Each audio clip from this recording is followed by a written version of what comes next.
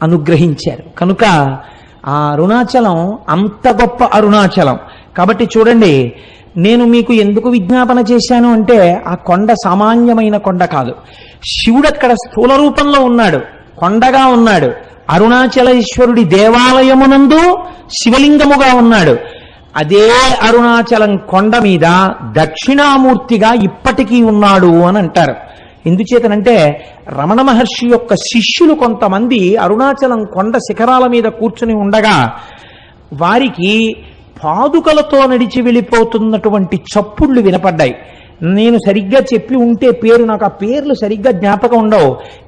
Chadwick అనుకుంటాను, రమణుల శిష్యుల్లో ఒక ఆవిడ.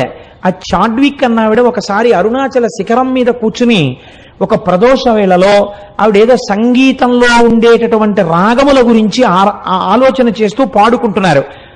అపురూపమైనటువంటి